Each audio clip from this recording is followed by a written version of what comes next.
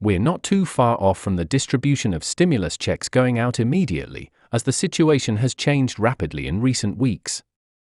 I have all the details for you here, and we will discuss what is really happening, what this means for us in the coming days, weeks, and months, and what you should do next to ensure you're prepared.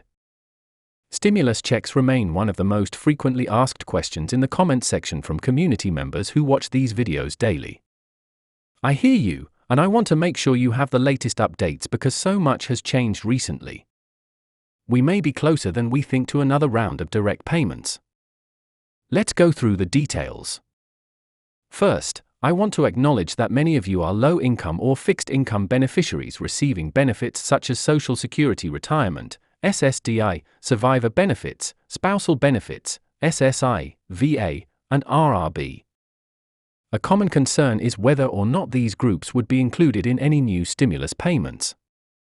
The short answer? There's no reason you wouldn't be included. Historically, these groups have received stimulus payments, and based on the current economic trends, they would likely be part of any future relief package. I will continue to monitor all developments and keep you informed as new information emerges.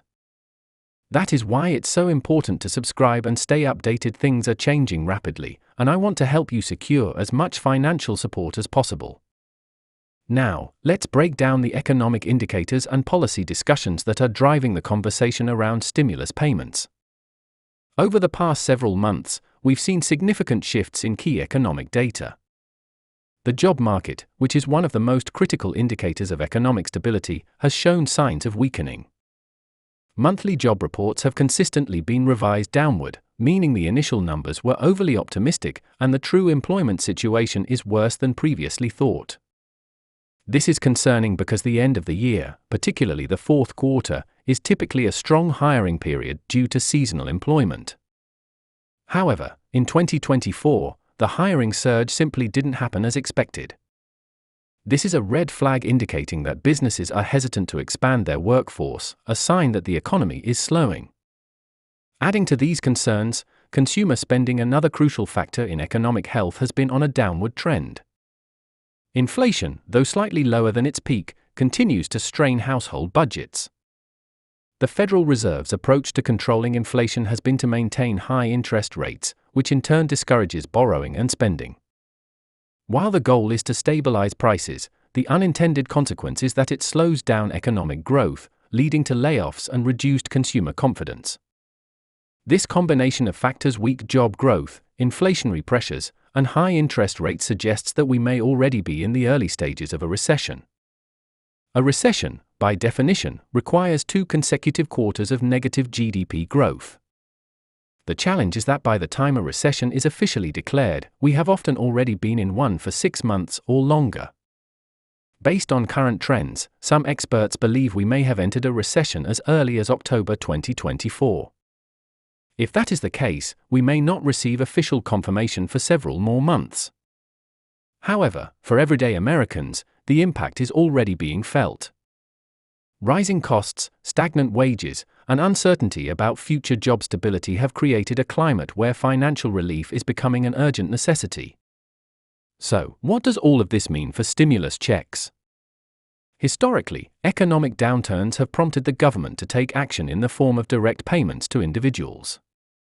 These payments, formerly known as Economic Impact Payments (EIP), are designed to stimulate the economy by putting money directly into the hands of consumers. We saw this in response to the 2008 financial crisis, and again during the COVID-19 pandemic. When spending slows and economic contraction sets in, lawmakers step in with massive relief packages to prevent further damage. In the past, stimulus payments have been included in larger economic rescue plans, such as the ACT and the American Rescue Plan. These bills allocated trillions of dollars to support struggling households, small businesses, and essential services. Given the current economic trajectory, it is highly likely that Congress will once again consider a similar measure. The key question is not if, but when. Political factors will also play a role in the timing and structure of any new stimulus payments. With upcoming elections and increased pressure from advocacy groups, lawmakers may feel compelled to act sooner rather than later. There have already been discussions among policymakers about targeted relief for low-income individuals, seniors, and disabled Americans. The debate will likely center on the size of the payments, eligibility requirements, and the overall cost of the program. Another critical factor is how these payments would be distributed. If a new stimulus package is approved, the IRS would likely use the same distribution channels as before. This means that individuals who receive direct deposits for Social Security, SSI, SSDI, or VA benefits would likely see payments automatically deposited into their bank accounts. Paper checks and prepaid debit cards would also be options for those who do not use direct deposit. There are also discussions about additional financial relief programs that could complement stimulus payments. Some lawmakers have proposed expanding the child tax credit, increasing Social Security benefits, or providing targeted assistance for rent and utilities. These measures could provide additional financial support to those who need it most. The bottom line is that while we do not have an official announcement yet, all signs point to growing economic pressures that could lead to another round of stimulus checks. As always, I will continue to monitor these developments closely and provide you with the most up-to-date information. In the meantime, it's important to stay informed, be prepared, and take advantage of any existing programs that can help alleviate financial stress.